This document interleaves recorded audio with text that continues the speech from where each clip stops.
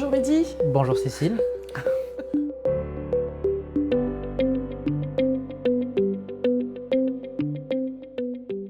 Analyse est un cabinet de conseil en ingénierie. On déploie des compétences humaines chez nos clients dans les secteurs de la pharmaceutique et des industries de technologie.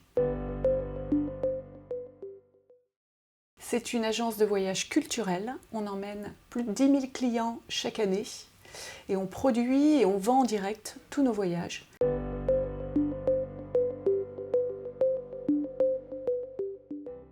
Écoute, pour moi Cécile, c'est indéniable. L'intensité et la fréquence des reportings financiers. Tout à fait d'accord avec toi. Le rythme change complètement par rapport aux boîtes qui ne sont pas sous LBO. La modélisation du cash et de leurs projections sont très critiques dans les sociétés sous LBO.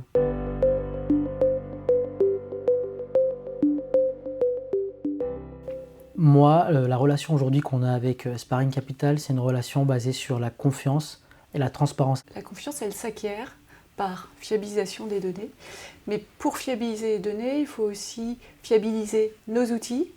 Et je pense que ce qui est important également, c'est de déléguer au fur et à mesure, justement, de cette fiabilisation et de gagner du temps, parce que le temps chez le DAF, c'est hyper précieux pour justement être à l'écoute du fond.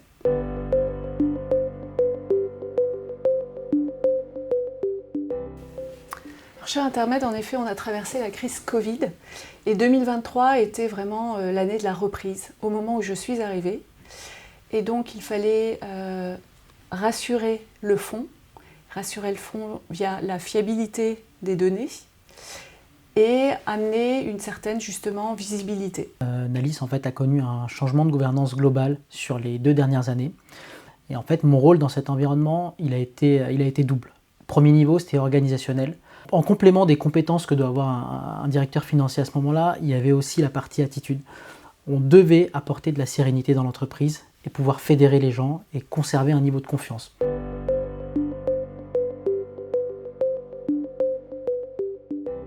Je pense qu'il y a 2-3 pratiques qui sont vraiment importantes. C'est qu'il faut instaurer des process, des façons de travailler, de la méthodologie et un vrai contrôle de gestion.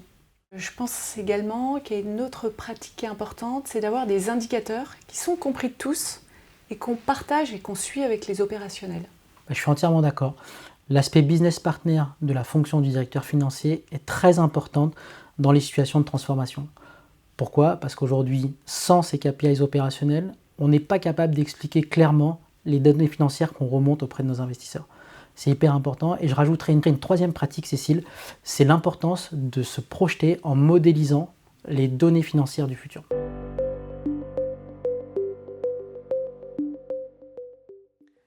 Ça, c'est un vrai sujet, de trouver cet équilibre, de pouvoir challenger, être gardien du temple, sans freiner l'activité, la croissance et le fait de saisir les opportunités. Et quand on parle aussi de transformation, en fait, il faut accompagner cette transformation, mais il ne faut pas que la finance s'oublie, parce que pour ne pas subir cette transformation, il faut aussi qu'elle-même gère sa propre transformation. Exactement.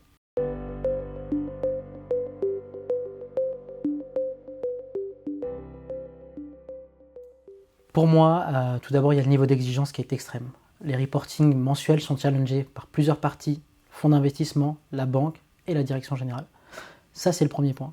Et le second point, je pense que c'est la relation avec le pool bancaire. Dans un contexte de LBO, on a une ligne qui s'appelle le service de la dette, qui est très suivie par les banques et sur laquelle on est challengé de manière trimestrielle.